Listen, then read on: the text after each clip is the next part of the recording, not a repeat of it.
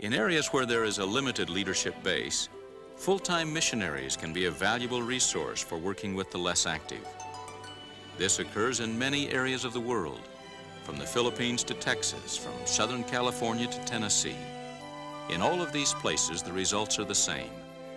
Full-time missionaries are having great success with the less active because of their ability to fellowship and to teach. We've learned that over the years, as missionaries have come through this area, that when the area was so large, that they baptized a lot of people into the church, but the missionaries moved on or were taken out, and so there are a lot of inactive people that reside in the branches and the wards in our mission.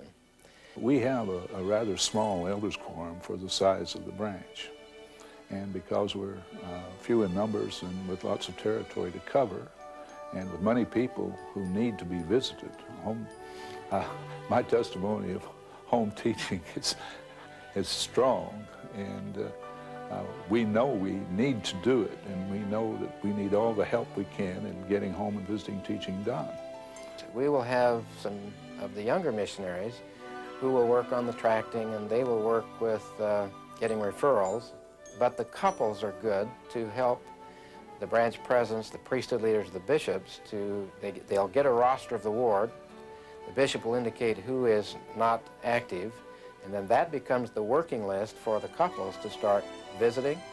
And in some cases, they may teach in the discussions. They may just try to be friends with them. They may go back and back again with a loaf of bread or something to sort of warm up the inactive people, to try to establish a relationship. And then they can either teach them discussions or they can get them out to church. And we really have had a lot of success with couples reactivating people that have been inactive for 5, 10, 15, 20, sometimes longer than that. Some are waiting and express that to us, that they have been waiting for someone to come, that they have been praying and hoping that someone would come and visit them and invite them back. But there are also those, particularly in the Honolulu area, who are there to be lost, and they don't particularly want anyone to contact them. And so when we contact them, there is shock, resentment, and resistance. But when we tell them that we're there, that we've come with a message from the Lord, that He loves them more than they can possibly know, then this begins to soften them somewhat. 1987 was a fine year for the Philippines Baguio Mission. 6,005 converts were baptized. Much of this success can be attributed to the combined activation efforts of the mission and the ecclesiastical units. Newly activated members are a prime source of referrals, and they come back into full participation in the church with a great desire to be involved in missionary work. The mission and the ecclesiastical units must be jointly committed to get the maximum use of the precious time of the full-time missionaries. Initially, the mission president met with each of the stake and district presidents and made and received certain commitments. The mission president committed to make his missionaries available every Thursday night. No convert proselyting was to be done on Thursday night.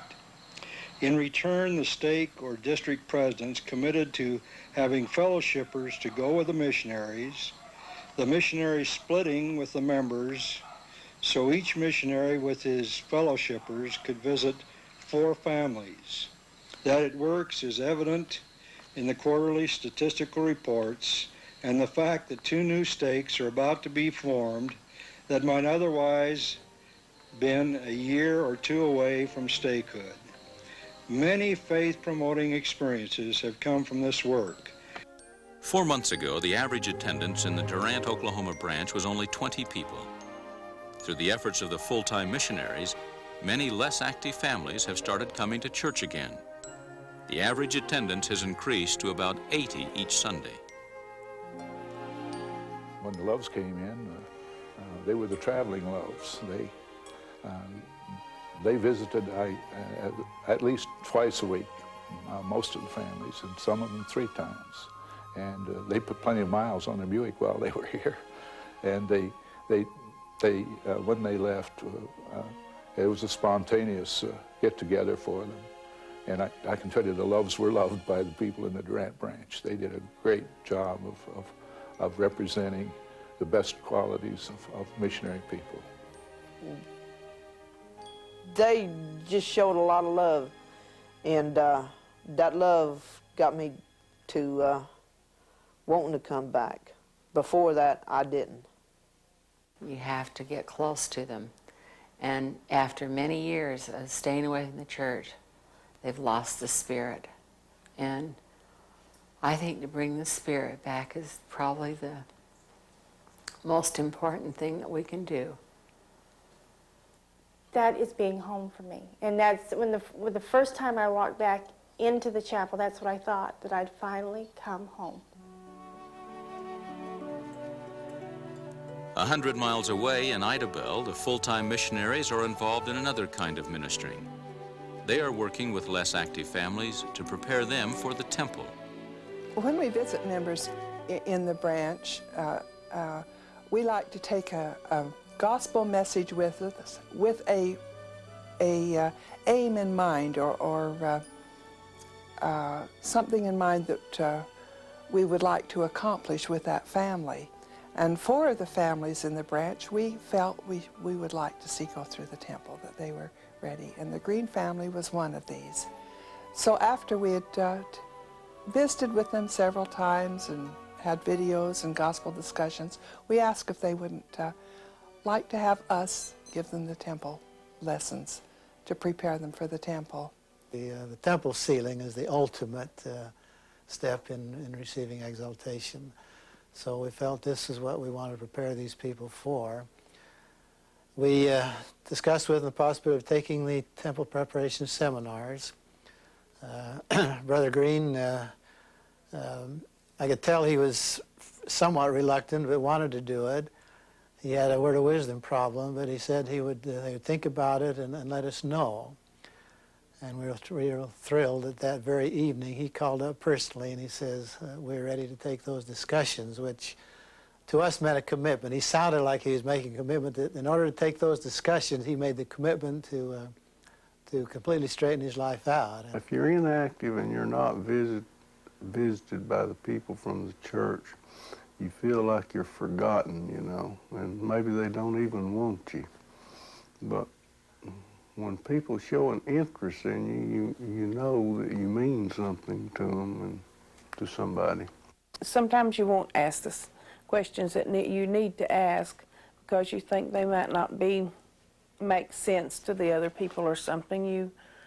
So we've just really enjoyed having them come to our home to give us these lessons.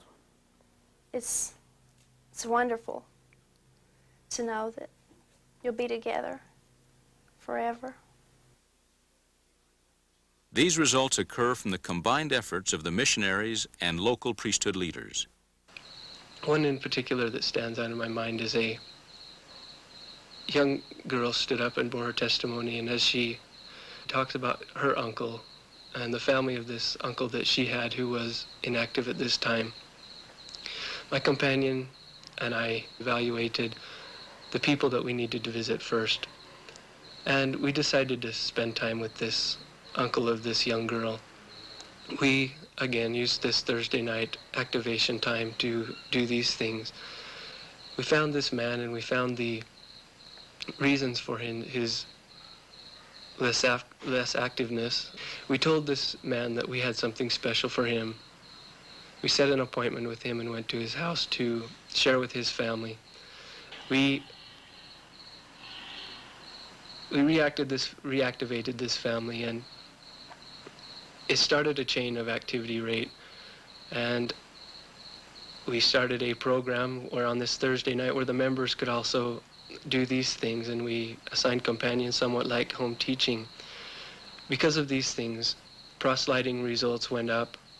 Referrals came from these members that were inactive before. Around a week ago, I received news that this man was the branch president, and it really made me feel confident about the program which we have here. I've also come to know that the attendance now is over 100 into the 120s. It's become more than a Thursday night thing for the members. For us missionaries, we do it Thursday nights, but the members have made it another night activity where they can go out and visit these people. This branch now is independent, running on its own, with teachers, with leadership, and soon to become a ward. You know, this has been a rich experience in our life. It really has. You know, it's just like visiting teaching or home teaching every day. And it's really exciting. And we've really grown to love these people. They're real special. We're just as happy to work among the inactives as we are the non-members at all. We feel that this is bringing back to the Lord His people. We have felt that reactivation is just as important as a conversion. And we find that the joy that comes to us from seeing someone become active in the church is just as great as those that we have helped convert and have those who have been baptized. The sense of joy is just almost more than we can describe when we see these people come back to church and to embrace the gospel again, who have not had this great gift in their life for a number of years. As local priesthood leaders and full-time missionaries join hands in the important work of bringing back the less active, both better understand the unified mission of the church, inviting all to come unto Christ.